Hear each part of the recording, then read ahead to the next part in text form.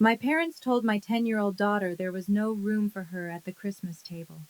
She stood on their porch holding a bag of gifts she'd wrapped herself, and they closed the door. She walked almost 2 miles home in 28-degree darkness to an empty house. When I found out, I didn't scream. I made one phone call. 5 hours later, my parents received a certified letter, and the color left their faces. My name is Audrey Ashford. I'm 34, and my daughter Nora is 10. If you're watching this, please subscribe and let me know where you're watching from. Now let me take you back to the week before Christmas, the week everything in my family quietly, permanently cracked open. That December, Nora and I were living in a one-bedroom apartment off Broad Street in Richmond. She got the bedroom, I got the couch. The radiator made a ticking sound every 40 minutes like a metronome nobody asked for, and the kitchen faucet had a drip I'd learned to sleep through. It wasn't much, but it was ours, temporarily at least. I was mid-divorce. My ex, Ryan, had filed for primary custody 3 months earlier, and my attorney had made one thing very clear. The judge would be looking at stability. Stable housing, stable income, stable environment. Any disruption, any hint that Nora's home life was chaotic, and Ryan's lawyer would use it.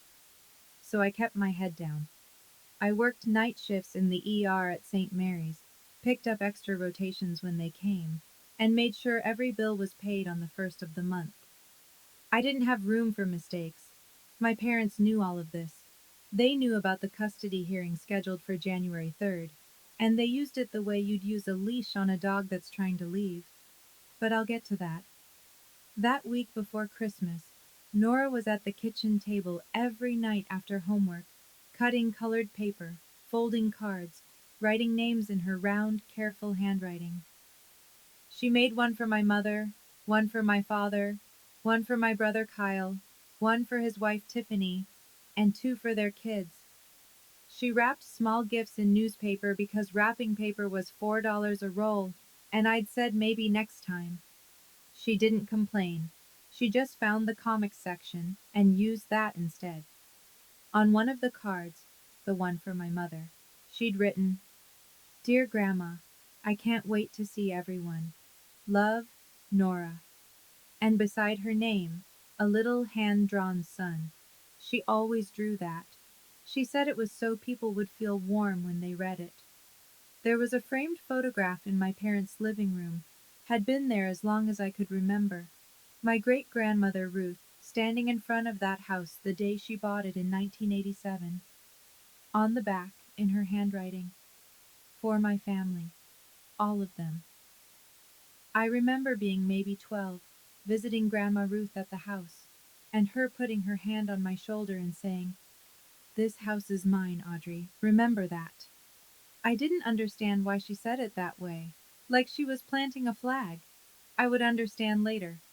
My mother, Janet Ashford, was 60 years old and had never met a room she couldn't control.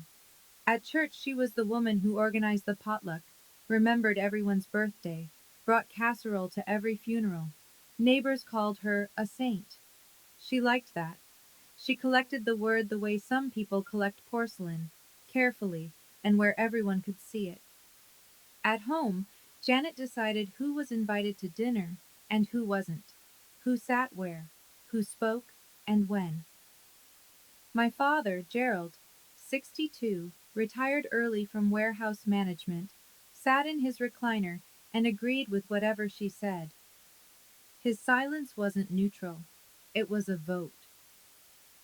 My brother Kyle was 29 and had never paid rent in his life. He sold cars at a dealership in Short Pump, made average money, and spent like he made twice that, because our parents covered the difference. He and his wife Tiffany lived upstairs in the house. Grandma Ruth's house. Free.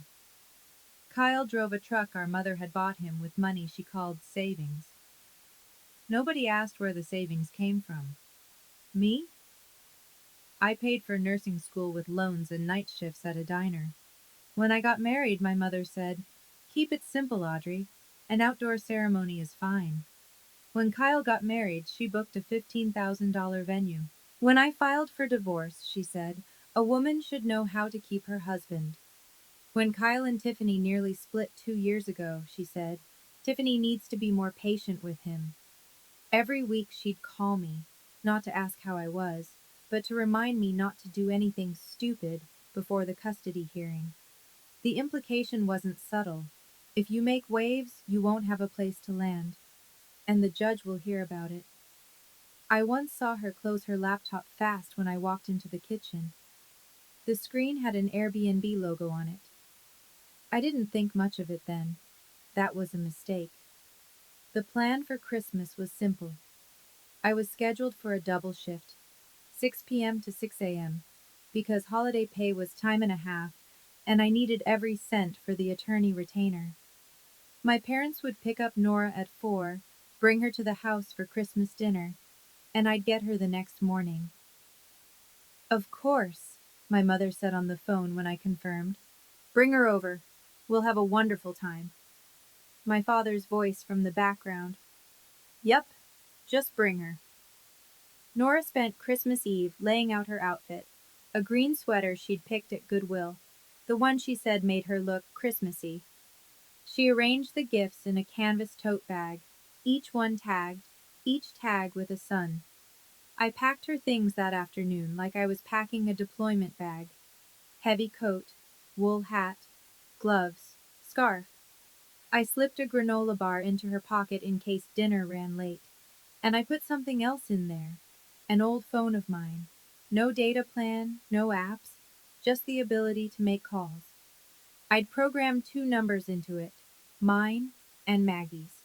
Maggie Cole was my best friend, a nurse on the same floor at St. Mary's. She'd known Nora since birth.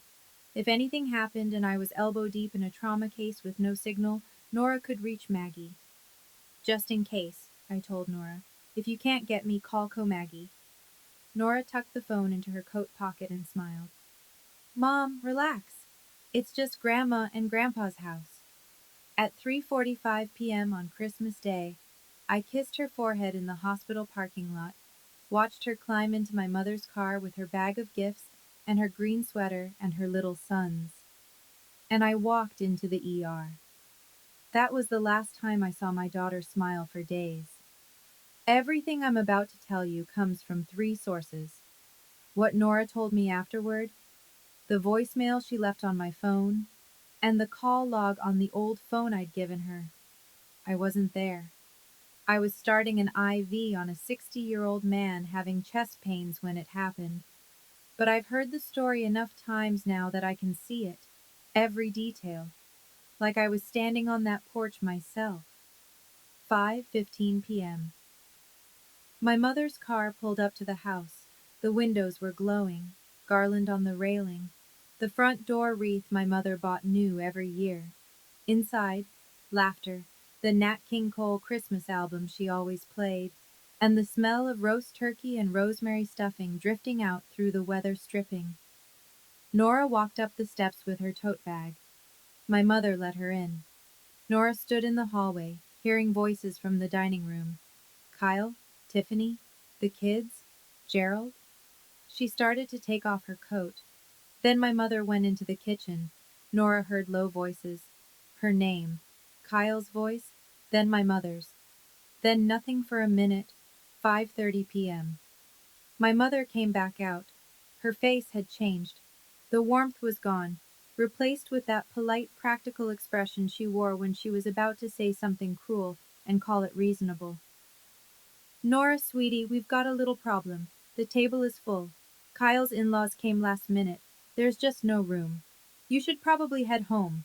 Your mom will be back in the morning. Nora looked at the bag in her hands. But I brought presents for everyone. My mother glanced at the tote bag the way you'd glance at a flyer someone hands you on the street. That's sweet. Just leave them on the porch. We'll open them later. Behind my mother, my father stood in the hallway. He said nothing. Kyle looked over his shoulder from the dining room, then turned away. And here's what Nora told me later, in a voice so steady it broke me worse than crying would have. She looked past my mother into the dining room and counted. 12 chairs around that table. One of them was empty. The door closed. The wreath shook once, then stilled. The Nat King Cole kept playing inside. My daughter stood on that porch alone, holding a bag of gifts nobody wanted, and she didn't cry. She just turned around and started walking. It was 28 degrees. I know because I checked the weather log afterward. December 25th, Richmond, Virginia, 6 p.m. 28 degrees Fahrenheit, wind chill 22, light flurries. The kind of cold that finds the gaps in your coat and stays there. Nora walked 1.7 miles from my parents' house to our apartment.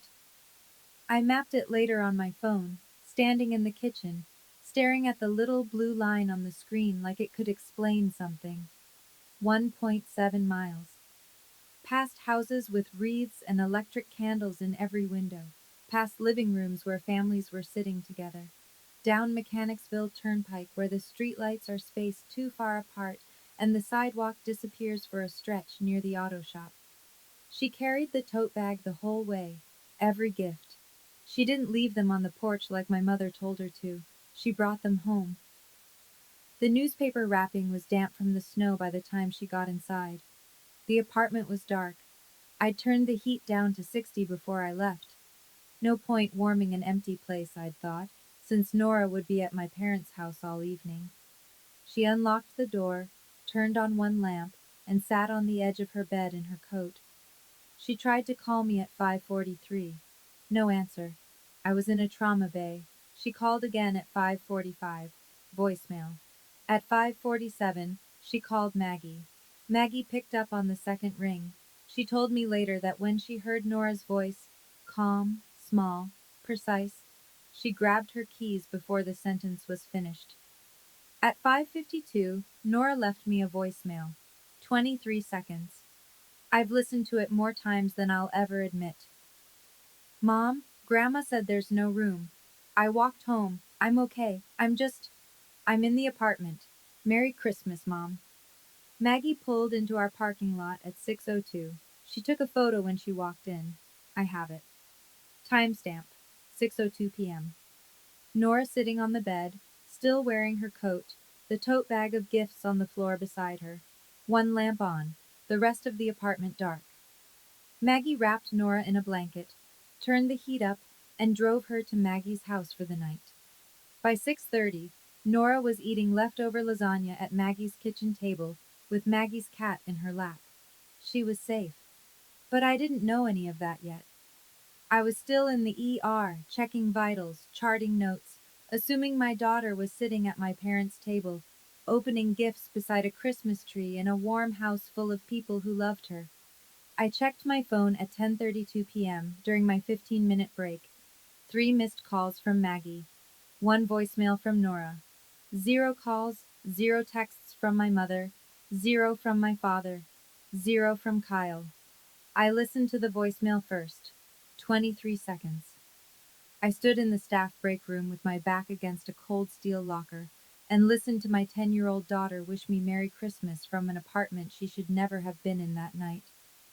Her voice was steady, a little thin, not crying. Worse than crying because it meant she'd already decided this was something she was supposed to handle on her own. I played it again, then one more time, because some part of me was waiting for it to stop being real. Then I called Maggie. She answered immediately. She's fine. She's asleep. She's at my place. And then quietly, Audrey. She walked home, alone, in the dark, on Christmas. Maggie had already sent me the photo by text. I opened it. My daughter, still in her coat, sitting on the bed, one lamp on, that bag of gifts on the floor. Timestamp, 6:02 p.m., December 25th. I looked at that image for a long time. I looked at the way the light hit only half her face, and the way the rest of the apartment behind her was just nothing. Dark furniture, no tree, no music, no people. I said, "Thank you, Maggie. I'll finish my shift." She paused. "Audrey, I'll finish my shift," I said again. And I did. I went back to the floor.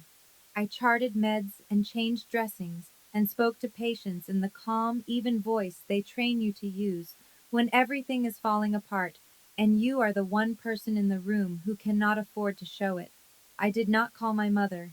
I did not call my father. I did not call Kyle. There was nothing left to discuss. From that point on, there was only paperwork. When my shift ended at 6 a.m., I sat in my car in the hospital garage for maybe 4 minutes, engine running, heat on, phone in my hand. I scrolled through my contacts and stopped at one name, Ruth Ashford. I didn't call yet, not at 6 in the morning, but I would.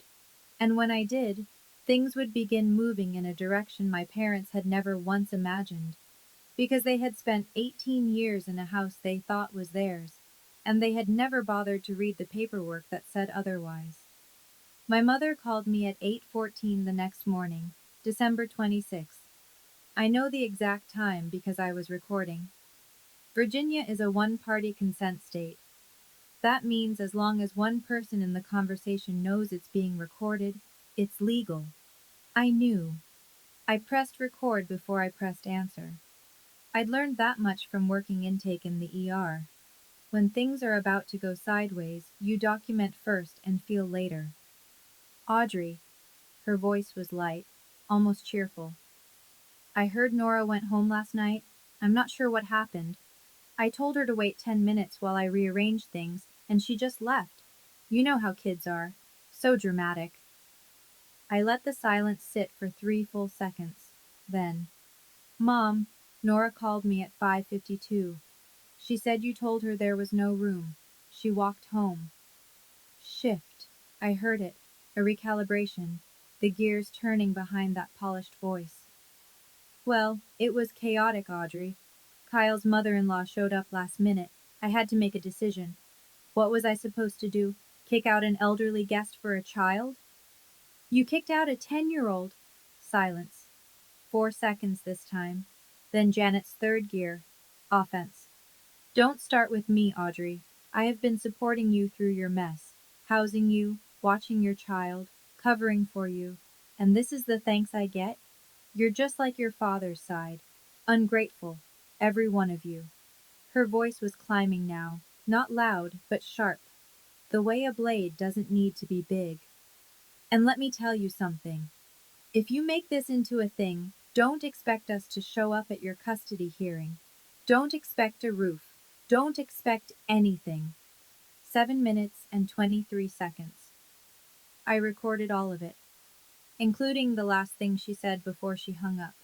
The thing she probably thought was a threat, but that I filed away as evidence.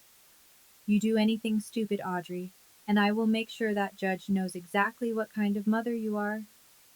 I set the phone on the kitchen counter. I looked at the recording file. 7:23, December 26, 8:14 a.m., and I saved it to a folder I'd just created. I named the folder Receipts. Kyle started texting at 8:45, not a phone call. That would require hearing my voice. And Kyle had never been comfortable with anything that couldn't be done from a safe distance. 8:45 a.m. Mom told me you made a big deal about last night. Seriously? 8:47 a.m. Nora is fine. Kids walk home all the time. Stop being dramatic. 8:52 a.m. You need to apologize to Mom. She's crying. 9:01 a.m. If you push this, I swear I'll tell your ex's lawyer you're unstable. I didn't respond to any of them. I screenshotted every single one. Each one went into the folder. By mid-morning, the machine was running. Janet had already called her sister, my Aunt Diane, and delivered her version. Audrey abandoned Nora at our house, then blamed us for it. Aunt Diane called me at 10:15, voice soft with concern that wasn't really for me. Sweetie, your mom is just devastated. Can't you let this go? It's Christmas. Did she tell you Nora walked home alone in the dark? A pause. She said Nora left on her own. Nora is 10, Aunt Diane. Another pause, longer. She didn't have an answer for that, so she said she'd pray for the family and hung up. I was putting my phone down when it buzzed one more time. Kyle again. But this message was different. The kind of mistake that only happens when someone is texting two conversations at once and sends the wrong one to the wrong person.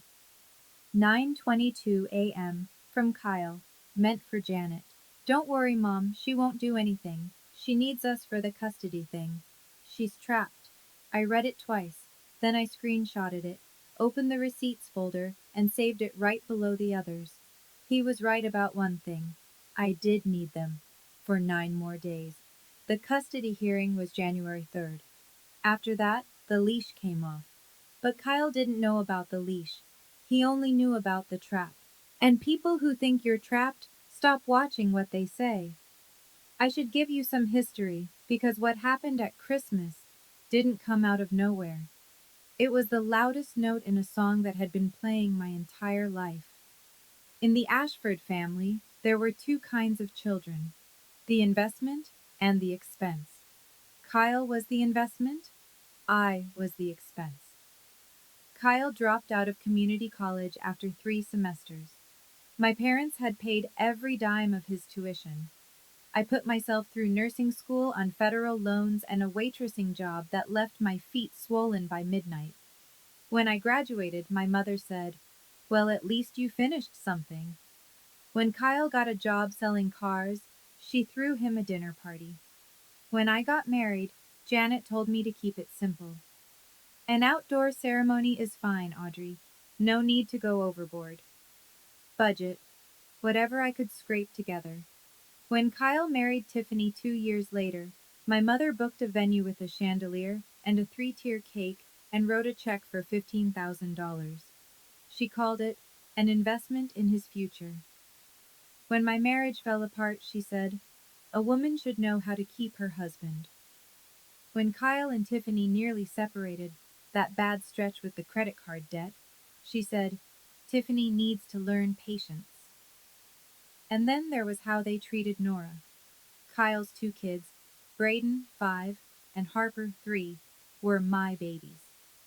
Janet posted them on Facebook every week. Matching outfits at Easter, pumpkin patch in October, my mother's grandchildren front and center. Nora was Audrey's kid, or sometimes just the girl. Last Christmas, the one before this, Nora had been placed at a folding card table in the hallway while everyone else sat at the main table. When she asked why, my mother said, "The big table is for immediate family, Nora." Nora looked at her. "Am I not immediate family?" My mother changed the subject. I swallowed it. I was 2 months into the divorce filing, sleeping on a couch, and terrified that one wrong move would cost me my daughter in family court. So I swallowed it the way I'd been swallowing things from that family for 30 years. But someone else heard about that moment. Through a phone call I didn't even know had happened. Grandma Ruth. She'd heard, and she hadn't said a word. Not yet. She was waiting. I just didn't know for what. Let me tell you about the house. It was a 3-story colonial on a tree-lined street in the near suburbs of Richmond. White siding, black shutters, wraparound porch. My great-grandmother Ruth bought it in 1987 with cash from 40 years of bookkeeping and a pension from the Henrico County school system. She raised her son, my grandfather, there. When he passed in 2003, she stayed another 2 years. In 2005, she set up a living trust, put the house in it, and named herself trustee. The trust document had one guiding clause I wouldn't read until much later. The property shall serve the family, all members, without exclusion. In 2012, Grandma Ruth moved to a nursing home in Charlottesville. Janet and Gerald moved in. No lease, no rent. Just a verbal understanding that they'd look after the place. Kyle and Tiffany took the upstairs 3 years after that. Also free. Also no lease. 18 years my parents had lived in that house without paying a dollar. And somewhere along the way, they'd started talking about it like it was theirs. Our home. The family home. The house we've poured our lives into. As if the woman who actually bought it, the woman sitting in a nursing home 60 miles away, had simply vanished. But there was the basement, a finished space that used to be the family room where I'd watched movies with Grandma Ruth as a kid. 3 years ago, Janet had it renovated. New lock on the door, separate entrance from the side yard. She told everyone the basement was damp and unsafe. She told Grandma Ruth it had a mold problem. Nobody went down there. That night, December 26th, after Kyle's wrong number text and Aunt Diane's phone call, I opened the Airbnb app on my phone and typed in my parents' address. It took 4 seconds. Cozy Basement Suite, Richmond, Virginia. 47 reviews. Superhost badge. $89 a night. Host name, Janet A. I scrolled through the listing photos, and there it was, Grandma Ruth's old basement, the one with the wood-paneled walls and the brick fireplace. New furniture, new linens, a little basket of toiletries on the nightstand. 47 five-star reviews in a house that didn't belong to her. In a basement she'd told a 90-year-old woman was too dangerous to enter. I screenshotted everything. The listing, the reviews, the pricing, the host profile.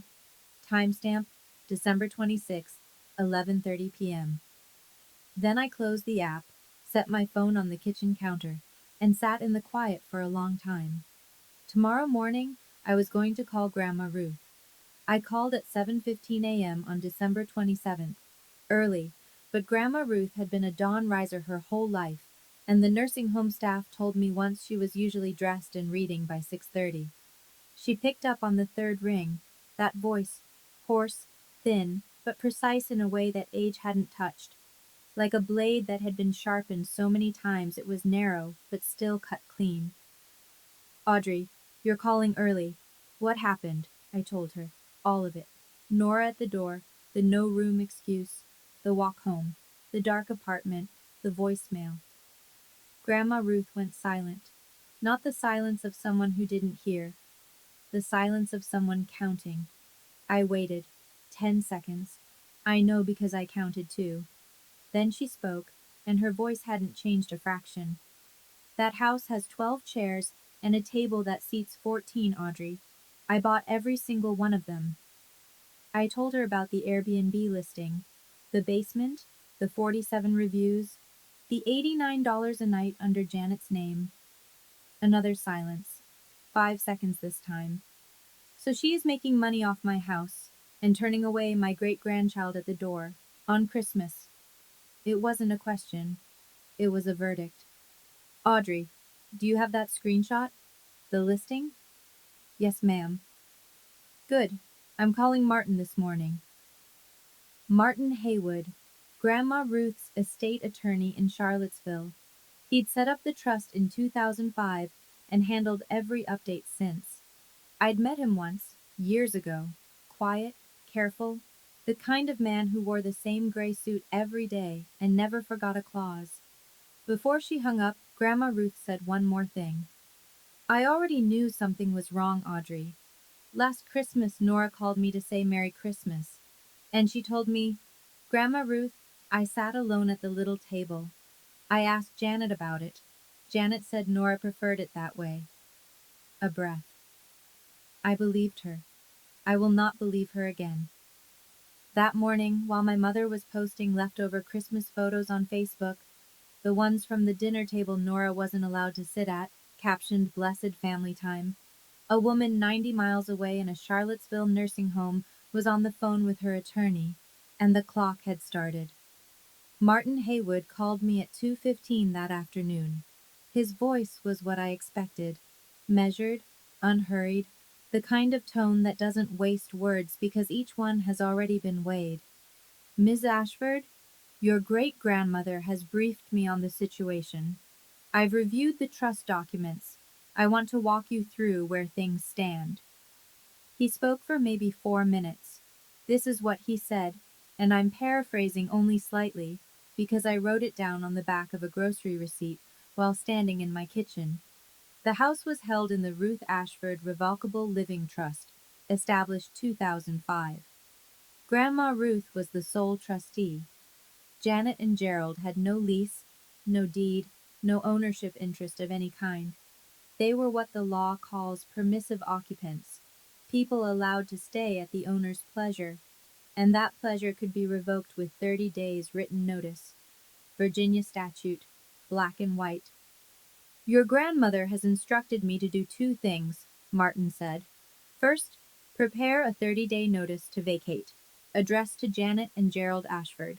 Second, draft an amendment to the trust, removing Janet and Gerald as beneficiaries and naming you as sole beneficiary, with Nora as contingent beneficiary. I leaned against the counter. How soon?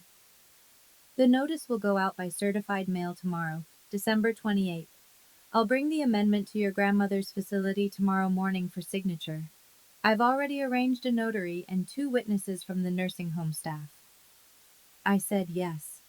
Then he added something that made me grip the edge of the counter. Ms. Ashford, there's the secondary matter. If Janet has been generating rental income from trust property without the trustee's knowledge or consent, that may constitute conversion of trust property income. I'll need you to send me everything you have. The listing, the screenshots, the reviews, all of it. I sent the folder that night. Every screenshot, every timestamp, labeled and organized the way I label patient charts. Because when you've spent a decade in medicine, you learn that documentation isn't just a habit, it's a survival skill. Martin's reply came at 9:47 p.m. Received. This is comprehensive. Will proceed in the morning. Somewhere in Richmond, my mother was probably watching television in a house she didn't own, sleeping in rooms she hadn't paid for, spending money she'd skimmed from a basement she'd lied about. And she had no idea that by this time tomorrow, her name would be crossed off a legal document and replaced with mine. December 28th. I drove to Charlottesville with Nora in the back seat. 1 hour on I-64, winter sun flat and white through the windshield. Nora didn't ask where we were going. I'd told her we were visiting Grandma Ruth, and her face had lit up the way it used to before Christmas, stopped being a word that made her happy. The nursing home smelled like it always did. Lemon disinfectant, and cafeteria coffee, and something floral the staff sprayed in the hallways that never quite covered the rest. Grandma Ruth was in the common room, sitting in her wheelchair with her back straight, wearing a blue cardigan buttoned to the top. Martin Haywood stood beside her in his gray suit, a leather folder open on the table. Next to him, a woman with a notary stamp and 2 nursing home staff members I recognized. Linda from reception and a CNA named Terrence, who'd always been kind to Grandma Ruth. Nora saw her first. Grandma Ruth! Grandma Ruth's face changed. The sharpness softened, just around the eyes. She held her arms open. Come here, little son. Nora hugged her, careful the way kids learn to be careful with people who are small and old and precious. Grandma Ruth held her for a long moment, one hand on the back of Nora's head. Then she leaned back and looked at her. Did you have a good Christmas, honey? Nora hesitated, looked at me, looked back at Grandma Ruth. It's okay, Grandma Ruth said. The next one will be different. I promise you that. Then she turned to Martin and nodded once. Business. Martin read the amendment summary aloud. Steady, formal. Every word precise enough for a courtroom. Janet Ashford and Gerald Ashford, removed as beneficiaries. Audrey Ashford, named sole beneficiary. Nora Ashford, named contingent beneficiary. The house, the trust assets, the whole structure Grandma Ruth had built over 40 years of careful saving, redirected. Grandma Ruth signed with a hand that shook slightly, but never hesitated. The notary stamped. Linda and Terrence signed as witnesses. Martin slid the 30-day notice across the table next. Grandma Ruth signed that too. Then she asked for a piece of paper. Not the legal kind, just a sheet of lined notebook paper from Linda's desk. She wrote in a hand that was looser than it used to be, but still legible, still hers. Janet, I gave you my home so my family would always have a place. You turned away a child on Christmas. That is not what my home is for. Ruth. She folded it, slid it into the envelope with the notice, and looked at Martin. Send it. Martin sealed the envelope, addressed it. Certified mail, return receipt requested. Before we left, Grandma Ruth held my hand, her grip still surprisingly firm, and said something I carry with me. I'm 89, Audrey. I've buried a husband, a son, and 2 friends this year alone. But I am not too old to protect what's mine, and Nora is mine. By 4 p.m. that afternoon, a sealed envelope was sitting in a blue USPS collection box outside the Charlottesville post office, addressed to Janet and Gerald Ashford, stamped certified, and heading south toward Richmond. That night, after Nora was asleep, I sat at the kitchen table with my laptop open and the apartment quiet around me. The radiator ticked, the faucet dripped, and I built a case. I organized the receipts folder the way I organize patient charts at the hospital. Chronological, labeled, nothing missing, nothing out of order. Every file had a date, a source, and a one-line description. The voicemail. 23 seconds. December 25th, 5:52 p.m. The photo Maggie took, Nora on the bed in a dark apartment. Timestamp 6:02 p.m. The recording of Janet's phone call.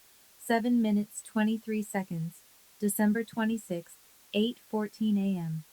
Kyle's texts, all 5 of them, including the one he sent to the wrong person. Aunt Diane's call, noted with time and summary. The Airbnb listing, 47 reviews, $89 per night, host name Janet A., superhost. The listing photos.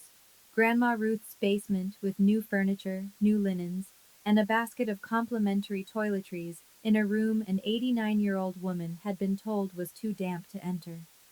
I pulled up the reviews and read through them, one by one, looking for details. Most were routine. Clean space, great location, responsive host. But one, posted 6 months earlier, caught my eye. Wonderful stay. Janet even showed us family photos in the living room. Such a warm, welcoming home. Family photos. In the living room. She'd invited strangers into Grandma Ruth's house, shown them our family pictures on the wall, and played the gracious hostess. All while making money she had no right to, in a home she had no claim to, with photographs of a family she'd just shut the door on. I emailed Martin the full folder at 11:15 p.m. His reply came at 11:47. Received. I'll include the Airbnb documentation in the supplementary demand letter. The demand letter. That was the second envelope, the one Martin said he'd send after the first one landed. The notice would tell my parents to leave. The demand letter would tell them how much they owed. I closed the laptop and sat in the dark kitchen for a while, listening to the radiator and the faucet and the sound of Nora breathing in the next room. 2 envelopes. One was already in the mail. The other was being drafted, and my parents didn't know about either. January 3rd. 9 days after Christmas. The day the lock came off. Richmond Family Court, 2nd floor. Courtroom 2B. Fluorescent lights. Beige walls. The American flag hanging limp beside the judge's bench. I sat at the petitioner's table in a navy blazer I'd bought at a consignment shop and pressed the night before, my attorney beside me. Ryan sat across the aisle with his lawyer, arms crossed, jaw tight, looking at me like I was a problem he'd already solved in his head. The hearing lasted 40 minutes. My attorney presented the file. Stable employment, 12 years as an ER nurse at St. Mary's. Current lease on the apartment, character references from 2 supervisors, and Nora's school counselor. A letter, the one Martin had prepared, confirming that I would be moving into a family-owned property in the near future, as beneficiary of the Ruth Ashford Revocable Living Trust. Stable housing, stable income, stable life. Ryan's attorney tried to argue instability, the small apartment, the night shifts, the divorce itself. But he had nothing concrete. No evidence of harm, no evidence of neglect, and the one card my mother had threatened to play, calling me an unfit mother, never materialized. Janet didn't show up. She didn't submit a statement. I don't know if she chose not to, or if she was too busy dealing with the certified mail envelope that had arrived at her door that very morning. USPS tracking confirmed. Delivered January 3rd, 1:23 p.m., signed by J. Ashford. The judge ruled at 10:40 a.m. Full physical custody to me. Ryan would have scheduled visitation every other weekend and alternating holidays. The judge signed the order, the clerk stamped it, and my attorney handed me a copy. I walked out of that courthouse holding two pieces of paper. One said my daughter was mine. The other, the trust amendment, said my silence was over. That same morning, back in Richmond, a mail carrier had walked up my parents' porch steps and left an envelope that required a signature. My mother had signed for it at 1:23 p.m., probably expecting a late Christmas card, or a bill, or one of those charity solicitations she always threw away without reading. She wasn't throwing this one away. Janet called me at 1:47 p.m., 24 minutes after she opened the envelope. I know because I was sitting in my car in the courthouse parking lot, still holding the custody order, when my phone rang and her name appeared on the screen. I let it ring 3 times. Then I answered. Her voice was different now. Not the smooth, managing Janet from 2 days ago. This was high, unraveled, shaking at the seams like a wall with the studs pulled out. What is this? What did you do? This says we have to leave in 30 days. This is our house, Audrey. I watched a woman cross the parking lot with a stroller, bundled against the cold. I let Janet's words settle into the air between us, and then I said evenly, It's Grandma Ruth's house. It's always been Grandma Ruth's house. Your grandmother is senile. She doesn't know what she's signing. I will contest this. I will take this to court. She was evaluated by her physician last week, Mom. She's competent. The amendment and the notice are both valid. It's been reviewed. I heard Gerald in the background, muffled, agitated. Then his voice closer, like he'd taken the phone. Audrey, this is ridiculous. We've lived here for 18 years. You can't just. I didn't. Grandma Ruth did. You have 30 days. He went quiet. Janet grabbed the phone back. Where are we supposed to go? I let the silence hold for 3 seconds. Then, I don't know, Mom. Maybe somewhere with enough room. She heard it. I know she heard it, because the line went dead. She didn't hang up gently. She hung up the way people do when the ground shifts under them, and they don't know yet whether it's an earthquake or just the beginning of one. The USPS certified mail receipt was already on file with Martin's office. Delivered, signed, time-stamped. The 30-day clock had started, and there was no unsigned version of that letter. No take-back. No, let's talk about this over dinner. Just a legal document in a sealed envelope with a handwritten note from an 89-year-old woman who remembered exactly how many chairs were around that table. I started the car, pulled out of the courthouse lot, and drove to pick up my daughter from school. I need to pause here for just a second, because I know some of you are watching this and you've felt it. That moment when someone tells you there's no room for you. If that's you, drop it in the comments. And if you haven't subscribed yet, now's a good time. Because what Janet did next, I still can't believe it. Let me keep going. My mother's first instinct wasn't to apologize. It wasn't to call Grandma Ruth. It wasn't even to call a lawyer. Not yet. Her first instinct was to perform. January 4th, one day after the notice arrived, Janet posted on Facebook. Public. Not friends only. Public. She wanted reach. Please pray for our family. Our eldest daughter has been manipulating her elderly grandmother, a 89-year-old woman in a nursing home, to take away our home. We have poured our hearts and our lives into this house for nearly 2 decades. We are devastated. Please keep us in your thoughts and prayers. 67 reactions, 34 comments, Hearts, crying faces, praying hands.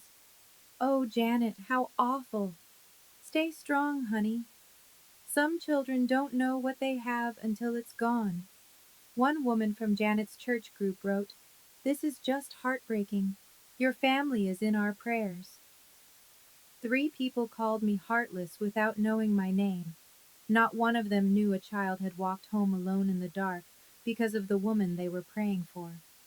Kyle jumped in, his comment pinned under the post. "My sister is trying to steal our inheritance. Don't be fooled." Then Janet called the pastor. Pastor Whitfield. A kind man, genuinely, but a man who only ever heard one side of anything that happened in my mother's orbit. He called me that evening, voice careful, measured. "Audrey, your mother is really struggling. Maybe we could all sit down and—" "Pastor Whitfield, did my mother tell you she turned my 10-year-old daughter away from Christmas dinner?" Pause. She said it was a misunderstanding. I have the voicemail my daughter left me from an empty apartment that night. It's 23 seconds long. Would you like to hear it? He didn't answer that question. He said he'd pray for the situation. I thanked him and hung up. I screenshotted the Facebook post. The comments, Kyle's reply, the timestamps. All of it went into the receipts folder. I did not post a response. I did not comment. I did not correct a single person publicly. There would be a time for the truth to be heard, but it wouldn't be on Facebook, and it wouldn't be on my mother's terms. Martin was already drafting the second letter. The first week of January felt like standing in an open field while something circled overhead. 4 relatives called me in 5 days. Every one of them had talked to Janet first. Every one of them used the same script, like they'd been handed a pamphlet at the door. "Just apologize, Audrey. Think about your parents' age. You're tearing this family apart." Aunt Diane called again. "Sweetie, can't you just come to dinner and sort this out? Your mom is beside herself."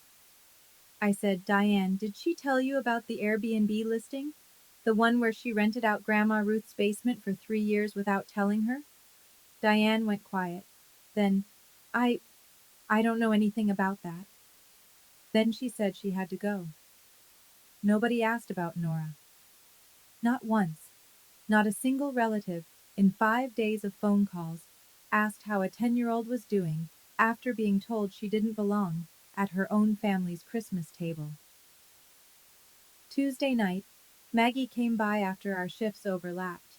She brought pizza and a bottle of cheap wine and sat on my kitchen counter like she'd done since we were 22. Nora was already in bed. "You're not crazy," Maggie said, chewing crust. "You're not the villain. That voicemail exists. Those screenshots exist. Reality is not up for a vote." Grandma Ruth called every evening that week. Short calls, 2-3 minutes. Her voice steady like a handrail on a staircase you're afraid to climb. "Martin is handling it. You just hold on." One night she told me something I hadn't heard before.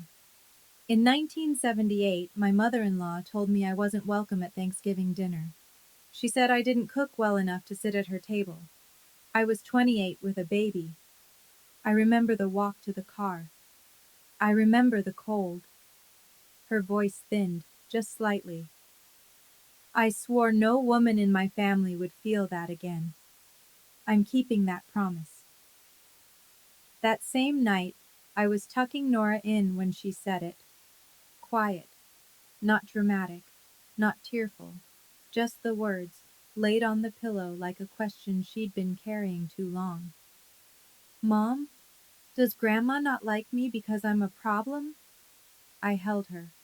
I held my daughter in that small bedroom with the radiator ticking and the city humming outside, and I said, "You are not a problem. You have never, ever been a problem." She nodded into my shoulder. She didn't ask again.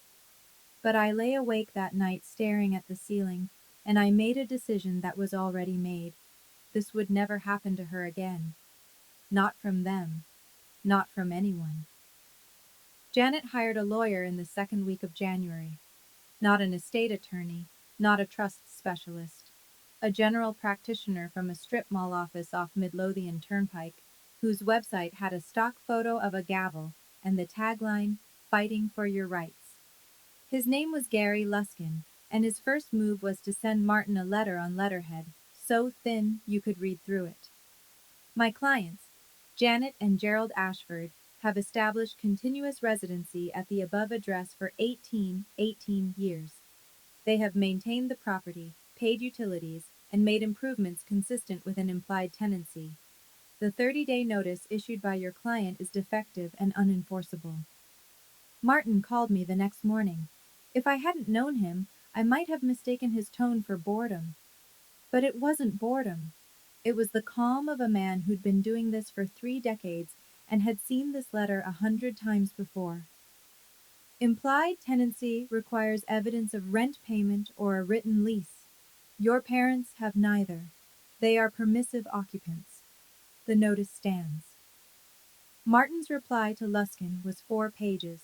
Attached, a certified copy of the trust deed showing Ruth Ashford as sole owner and trustee, a physician's letter from Dr. Rivera at the nursing home confirming Grandma Ruth's cognitive competency, the signed, notarized trust amendment, and, like a grenade tucked politely into the last exhibit, a summary of the Airbnb listing, the Superhost badge, the 47 reviews, and an estimated income calculation. The final paragraph of Martin's letter read, "Should your clients wish to dispute this notice in court, we are prepared to file an unlawful detainer action. We also intend to pursue a separate claim for conversion of trust property income in the estimated amount of $52,000. We welcome the opportunity to present the Airbnb revenue documentation before a judge." Martin told me what happened next. Luskin called him, not in writing this time, on the phone. The bluster was gone. "Mr. Haywood, I need to be honest with my clients. If you can prove that Airbnb income..." Martin: "It's on the internet, Mr. Luskin. It has 47 reviews." The line went quiet for a long time after that. Then Luskin said he'd advise his clients to consider their options. 2 days later, I learned from Kyle that Janet's lawyer had strongly recommended she not contest the notice. She fired him anyway. Not because he was wrong, because he'd said a thing she didn't want to hear out loud. Kyle called me on a Wednesday in mid-January. I almost didn't answer. Not out of spite, but because his name on my screen had come to feel like a weather alert for a storm I was already standing in.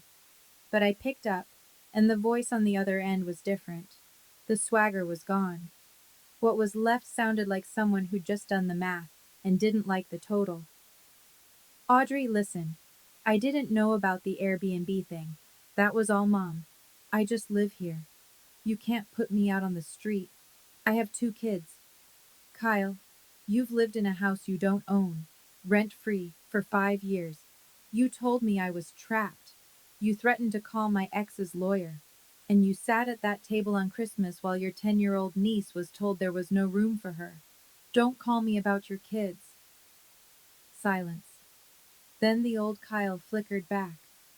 "This is insane. You're using an old woman to get back at us. Grandma Ruth doesn't even know what she's signing." She knew exactly what she was signing. She said 12 chairs and a table for 14. She counted. She remembers. He hung up. 20 minutes later, I saw the message on the family group chat. "Kyle, in all caps, Audrey is destroying this family. She has turned great-grandma against us. This is elder abuse. Elder abuse. Because a 90-year-old woman had decided to protect a 10-year-old one." I screenshotted it, sent it to Martin. His reply was 2 sentences. "Noted. Mrs. Ruth's physician affidavit and the notary witnesses will address any competency challenge. Let them file if they'd like." What Kyle didn't know, what none of them knew, was that Grandma Ruth had already anticipated this. Back on December 28th, when Martin brought the amendment to the nursing home, he'd also brought a signed affidavit from Dr. Rivera. It stated, in medical language, that left no room for reinterpretation, that Ruth Eleanor Ashford was alert, oriented to person, place, time, and situation, and fully competent to manage her legal and financial affairs. Dated, signed, notarized, filed with the trust documents. My mother called me a manipulator. My brother called it elder abuse. But the paper trail told a different story. And paper doesn't flinch when you raise your voice at it. At the end of January, 3 weeks into the 30-day notice, Janet drove to Charlottesville. I wasn't there.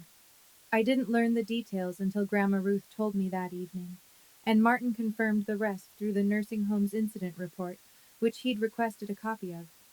So I'm telling you what happened the way it was told to me, by two people who had no reason to embellish. Janet walked into the nursing home lobby at 11:40 a.m. She was wearing what she always wore to make an impression, the beige wool coat, the pearl studs, the look of a woman who volunteered at church and expected every door to open accordingly. She approached the front desk. "I'm here to see Ruth Ashford. I'm her granddaughter-in-law." Linda, the same Linda who had witnessed the trust amendment signing, looked at her screen, then back at Janet. "I'm sorry, ma'am. Ms. Ruth has updated her visitor authorization list. Your name is not on it." Janet's smile didn't break, not right away. "There must be a mistake. I've known her for 30 years. I'm family." "I understand, ma'am, but we follow the residents' expressed wishes. I'm not able to authorize this visit." The smile cracked. Janet asked for a supervisor. The supervisor said the same thing, politely, firmly, the way healthcare workers learn to do when someone powerful is not used to being told no. Janet began to cry, or at least to produce the sounds and posture of crying. She stayed in the lobby for 12 minutes. When it became clear that tears were not going to unlock the door, the supervisor said, "Ma'am, if you're unable to leave on your own, we'll need to contact security." Janet left. From the parking lot, she called Gerald. I know this because Grandma Ruth heard from Linda what Janet said in the lobby on her way out, loud enough that 3 other visitors turned around. "That girl has poisoned her against us." Then Janet tried something else. She called Grandma Ruth directly. Grandma Ruth answered. She told me she let Janet talk for about 15 seconds, the usual opening. "Grandma Ruth, please. There's been a terrible misunderstanding. We love you. We would never—" Then Grandma Ruth spoke. "There was no misunderstanding, Janet. You turned away a child, my great-grandchild, on Christmas, in my house, and then you rented out my basement for money you never told me about." Janet started to stammer. "That's not— I was going to— This conversation is over. Talk to Martin." And she hung up. The nursing home visitor log, stamped, dated with Linda's initials, recorded Janet's visit and denial. The staff incident report noted in clinical language, visitor became verbally agitated in lobby, declined to leave when asked, departed after security was mentioned, no physical incident. One more piece of paper, one more timestamp, one more entry in a file that was getting thicker by the day. The second envelope arrived on February 3rd. Certified mail. Return receipt requested. Same process, same mailman, same porch steps. But this time it wasn't a notice to vacate. It was a demand letter, and the number at the bottom had a comma in it. Martin had spent 2 weeks building the financial case. He'd submitted a third-party subpoena request to Airbnb through their legal compliance portal, standard procedure for trust attorneys investigating unauthorized use of trust assets. What came back was a full earnings statement for the host account registered to Janet A., linked to the property address. 3 years of booking records, payout amounts, calendar availability, occupancy rates, total gross income deposited into Janet's personal bank account from Airbnb rentals of Grandma Ruth's basement, $52,340. The demand letter was on Martin's letterhead. 3 pages, clean, clinical. The kind of document that doesn't raise its voice, because it doesn't need to. It cited the trust clause granting exclusive authority over trust property to the trustee. It cited Virginia law on conversion of trust property income, and it requested, in language so polite it almost sounded like a suggestion, full restitution of $52,340 within 60 days, or the trust would file a civil lawsuit. Attached, the Airbnb earning statement, the listing screenshots, the 47 reviews, the archived listing from the Wayback Machine, because Janet had quietly deleted the Airbnb page 2 days earlier, thinking that if she erased the listing, she erased the evidence. She was wrong. The internet has a memory that outlasts good intentions and bad ones alike. Janet didn't call me this time. She didn't call anyone, as far as I know. But Gerald did. He called me that evening, and for the first time in my entire life, my father sounded like a man who understood that the floor he was standing on had never belonged to him. Audrey, his voice was thin. We don't have $52,000. Your mother, she spent it. The truck for Kyle. Credit cards. A cruise last year. It's gone. That's between you and Grandma Ruth's lawyer, Dad. Silence. Then very quietly, what happens if we can't pay? Then Martin files. I heard him exhale. Not anger. Something more like the sound a structure makes when the last supporting wall gives way. He said, okay, and hung up. $52,000. That's how much it cost my parents to turn away a 10-year-old on Christmas. Except they didn't pay it. They spent it. On a truck, on a cruise, on a life that was never theirs to fund. And now the receipt had arrived. What happened next, I pieced together from 3 sources. A voicemail Gerald left me at 2 a.m. that he probably didn't remember leaving. A text exchange between Kyle and Tiffany that Tiffany forwarded to me weeks later. And one very awkward phone call from Tiffany herself. The Ashford family, the one my mother had spent 30 years curating for the outside world. The Facebook posts, the church potlucks, the matching sweater Christmas photos, began to eat itself from the inside. It started with Kyle. He'd finally done what he should have done years ago. He looked at the numbers. The truck his mother had given him. $28,000. The gift she'd made toward his apartment deposit. $8,000. He'd always assumed these came from his parents' retirement savings or Gerald's pension. They didn't. They came from a basement that wasn't Janet's, in a house that wasn't Janet's, rented to strangers on a platform tied to Janet's bank account. Kyle called Janet.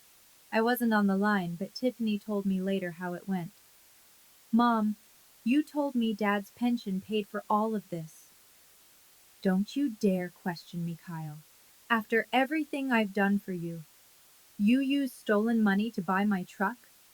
The word stolen landed hard enough that Janet didn't speak for 5 seconds. Then she did what she always did. She pivoted to Gerald. If your father had been any kind of man, I wouldn't have had to. Gerald, apparently, had had enough. You rented the basement, Janet. You spent the money. Don't put this on me. It was the first time, according to Kyle, that Gerald had ever contradicted Janet in front of anyone. But it was also 20 years too late, and they both knew it. Tiffany called me the following day, polite, nervous, her voice pitched a half step too high. Audrey, I know we haven't been close, but Kyle and I didn't know about the Airbnb money. Is there any way you could talk to the lawyer? Maybe work something out? Tiffany, I'm sorry you're in this position, but the trust belongs to Grandma Ruth. You'll need to talk to her attorney. She thanked me and hung up. I think she was hoping for mercy. I think she deserved some, honestly. But mercy wasn't mine to give. It was Grandma Ruth's, and Grandma Ruth had already given it for 18 years. She was done. That week, Janet made one more Facebook post, shorter this time. When your own family betrays you. 12 reactions, 3 comments, and then a 4th, from someone I didn't recognize, someone who had apparently been a guest in that basement. Janet, I've been to your place. Is that the same basement listed on Airbnb? I thought your grandmother owned that house. 2 hours later, the post was deleted. but I'd already taken the screenshot. The family that had presented a united front at every Thanksgiving, every Christmas, every church potluck, the one that smiled in matching sweaters while a little girl sat alone at a folding table, was dissolving. Not because I tore it apart, because the truth did.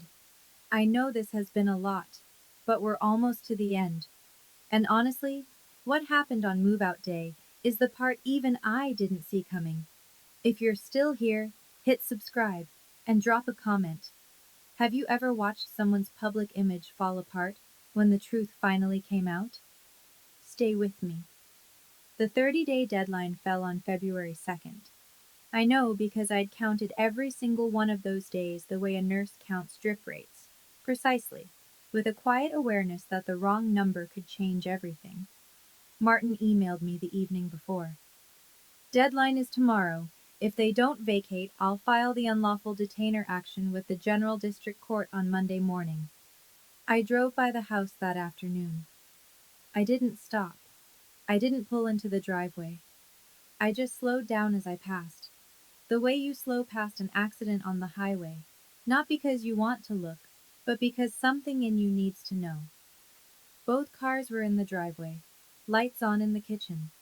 The wreath from Christmas was still on the door, dried out, browning at the edges. Nobody had taken it down. They weren't leaving. That evening, Janet texted me. Not a phone call this time. Just 6 words on a screen. We're not leaving. This is home. I forwarded it to Martin. His reply: filing Monday. Kyle at least had read the room. He and Tiffany had found an apartment in Short Pump.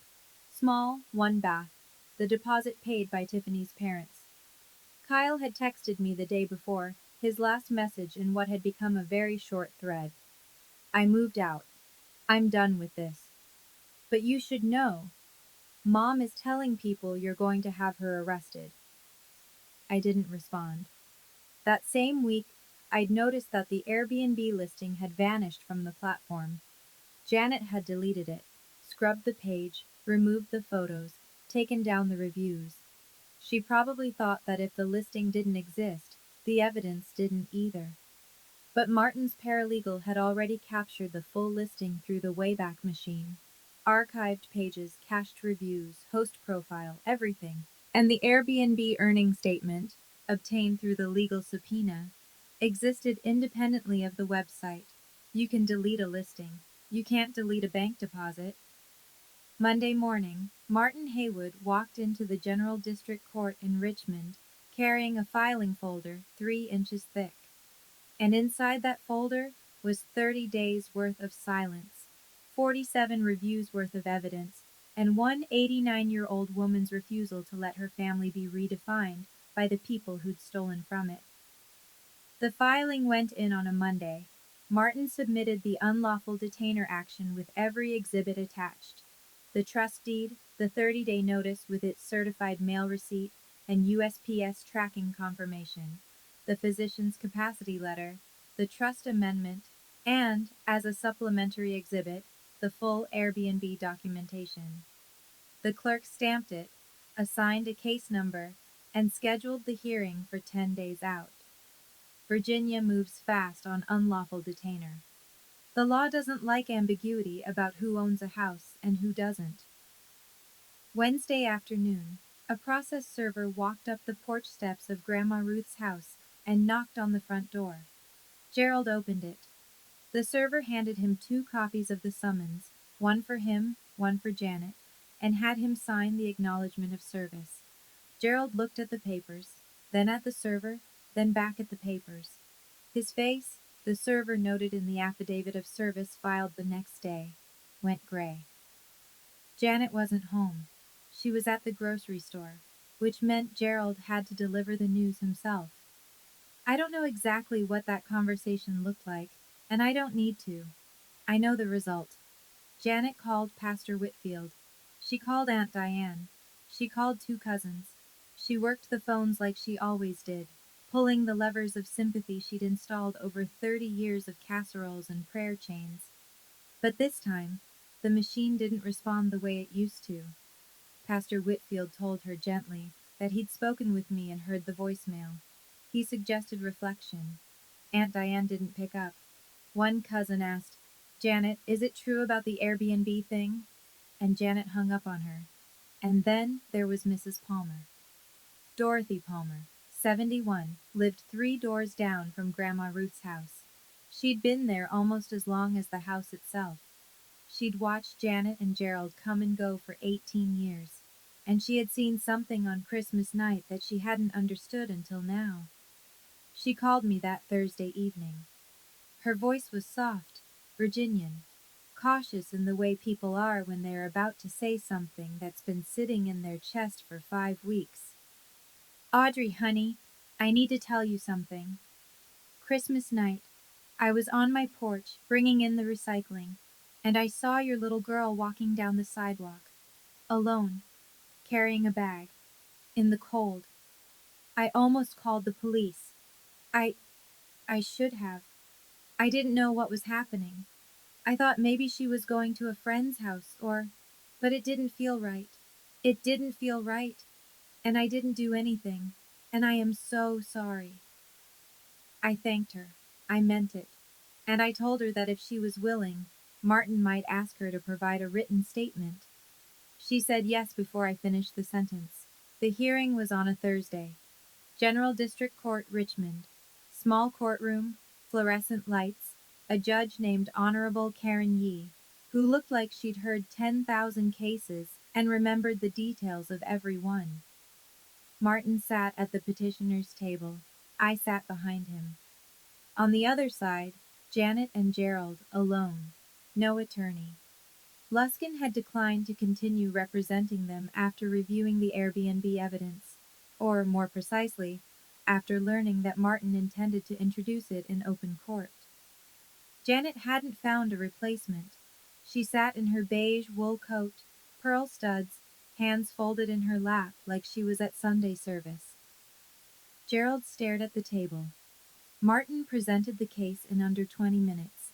The trust deed, the notice, the certified mail receipt with USPS tracking and Janet's signature, the physician's capacity letter, the trust amendment, and then, as a supplementary exhibit, the Airbnb documentation, the earnings statement, the listing screenshots, the reviews, the archived Wayback Machine capture.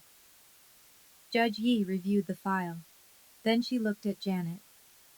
"Ma'am, do you wish to respond?" Janet stood. She smoothed her coat. "Your Honor, we have maintained that house for 18 years. We are family. This is a family disagreement, and I believe it can be resolved privately." Judge Yee looked at the file again, then back at Janet. "Ma'am, did you receive rental income from the trust property?" Janet's hands tightened on the edge of the table. That was just a small. Did you or did you not receive rental income from property held in a trust for which you are not the trustee?" The courtroom was very quiet. I could hear the ventilation system humming. "Yes." Judge Yee ruled in 11 minutes. Writ of possession. Janet and Gerald Ashford were ordered to vacate the premises within 10 days. Regarding the Airbnb income, the judge noted that the trust had standing to pursue a civil claim for conversion and recommended the parties either mediate or proceed to circuit court. Janet cried. Not the performative kind she'd deployed in the nursing home lobby. Real tears. The kind that come when you realize the script you've been reading from your entire life doesn't have any more pages. Gerald sat beside her, hands on his knees, looking at the floor. Martin gathered his documents. I stood and walked out through the double doors into the hallway, where the light was gray and flat and unremarkable. No dramatic music, no slow-motion moment, just a woman holding a court order in a manila folder, walking toward the elevator. The judge didn't raise her voice. She didn't have to. The documents spoke for themselves. They always do, when you take the time to keep them. They moved out on a Saturday in mid-February. I know because Maggie drove past the house that afternoon. I'd asked her to, not because I needed to witness it, but because some part of me needed to know it was real. A rented box truck in the driveway. Gerald carrying lamps and boxes. Janet directing him from the porch in her coat, arms crossed, mouth align. Neighbors watched from porches and driveways, the way people do when something private becomes public. Not with glee, just with that quiet, careful attention that comes from knowing a street story just changed. Maggie told me one detail that stayed with me.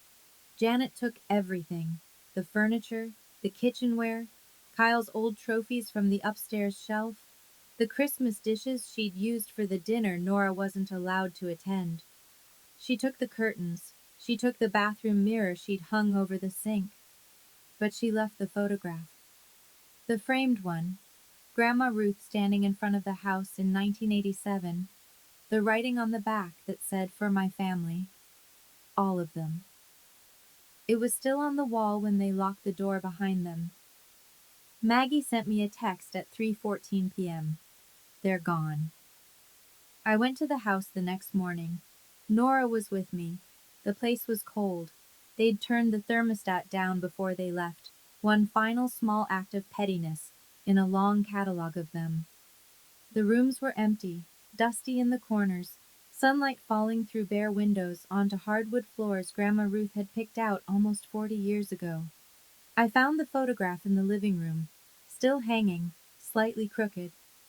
I took it down, wiped the glass with my sleeve, and hung it back, level, center, where it belonged. Janet and Gerald rented a one-bedroom apartment in Midlothian, $1,400 a month, first rent payment in 18 years. The unlawful detainer judgment was now part of their court record, which meant any future landlord who ran a background check would see it. Martin had informed them that the $52,340 claim remained active. If they didn't agree to a repayment plan within 60 days, the trust would file in circuit court. She took the Christmas dishes. She left the photograph. I suppose she knew which one she'd earned and which one she hadn't. We moved in at the end of February. Nora carried her backpack up the porch steps, the same steps she'd stood on Christmas night holding a tote bag full of gifts, and stopped at the front door. She looked at me. I looked at her. "This is ours?" she asked. "This is Grandma Ruth's," I said. "She's letting us take care of it." Nora nodded, like that made perfect sense to her. The way things do when you're 10 and trust hasn't been ruined for you yet, at least not permanently. She picked the upstairs bedroom, the one with the window that looked out over the backyard, where Grandma Ruth had kept a vegetable garden in the 70s. The room was bare, just walls and light, but Nora walked in and spun around once with her arms out like she was testing the space, and I stood in the doorway and watched her and didn't try to name what I was feeling, because I knew if I did, I'd lose it. Martin finalized the paperwork. The trust remained in Grandma Ruth's name. She was still trustee, but I was now the named beneficiary and custodian of the property. I would pay the property taxes, maintain the house, carry the insurance. It was responsibility, not a gift. I understood the difference, and I was grateful for it. I called Grandma Ruth that evening on FaceTime. The nursing home staff helped her prop the phone on her tray table. She watched Nora taping a hand-drawn sign to her bedroom door. Nora's room with a little sun in the corner. "The little sun is home," Grandma Ruth said. That week, I enrolled Nora in an art class at the community center on Saturdays. She'd stopped drawing after Christmas, not dramatically, not as a statement, just the way light dims when you close a curtain. She stopped carrying her sketchbook. She stopped putting suns on things. The first Saturday, she came home with a sheet of butcher paper rolled under her arm. She unrolled it on the kitchen table, and I saw what she'd made. A house with a big table in the center and 14 chairs drawn carefully around it. Each chair had a name tag. Grandma Ruth, Mom, Co Maggie, Mrs. Palmer, and in the middle, the chair with the best view of the window, Nora. She didn't draw herself at a little table anymore. She drew herself at the big one, and every chair had a sun on it. I also did something for myself that month, something I probably should have done years earlier. I found a therapist, not because I was broken, but because 30 years of a family like mine leaves patterns you don't even see until someone shows them to you. The first session, I sat in a chair that was nicer than any furniture in my old apartment and told a woman with kind eyes and a box of tissues that I'd spent my whole life trying to be small enough to keep the peace. She said, "And how did that work out?" I almost laughed. "It didn't." "No," she said, "it never does." In March, a letter arrived. Not certified, not from a lawyer, just a regular envelope with my mother's handwriting on the front, the loops careful and deliberate the way they always were when she wanted to look composed. I opened it at the kitchen table while Nora was at school. "Audrey, I'm your mother. This has gone far enough. Can we talk?" 8 words. No apology. No acknowledgement of what she'd done to Nora, or what she'd done to Grandma Ruth, or what she'd done with $52,000 that wasn't hers. Just, "Can we talk?" As if the problem was a conversation that hadn't happened, rather than a decade of choices that had. I folded the letter, slid it back into the envelope, and put it in the receipts folder. Same folder, same system, same shelf. It lived next to the voicemail transcript and the Airbnb screenshots and the court filing and every other document that told the real story of what family had meant in the Ashford house. I didn't respond. I didn't block her number either. If she wanted to reach me, she could go through Martin. That was the boundary. And the boundary was not a punishment. It was a door that worked the way doors are supposed to. You could knock, but you couldn't just walk in and rearrange the furniture. Grandma Ruth called me the same week. She sounded tired but clear, the way she always did, like someone who had made peace with most things and was working on the rest. She said, "I'm not angry at Janet, Audrey. I'm disappointed. But I won't let disappointment stand above my great-granddaughter's safety. Not ever." Spring came slowly that year. Nora rode her bike on the sidewalk out front. Mrs. Palmer waved from her porch every afternoon and sometimes brought over banana bread. Maggie came by on Fridays with takeout. The radiator in the old apartment didn't tick anymore, because we didn't live there anymore, and I only thought about that sometimes. Late at night, sitting on Grandma Ruth's porch, the same porch where my daughter had stood in the cold 5 months earlier, holding a bag of gifts for people who told her she wasn't worth a chair. I think about what Nora said that night in the apartment, when she asked if she was a problem, and I think about the drawing she made in art class. 14 chairs, each one labeled, each one with a sun. Family isn't a table you're seated at. It's how people treat you when they think no one is watching. And someone was always watching.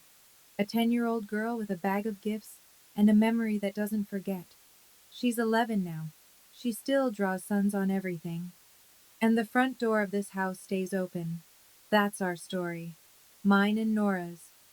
If it meant something to you, if you've ever had to choose between keeping the peace and protecting your child, or if you've ever been the kid standing at that door, I'd love to hear from you in the comments. Subscribe if you haven't already, and check the description for another story about a mother who discovered her family had been stealing from her daughter's college fund. It's just as real. Thank you for watching, and for staying until the end.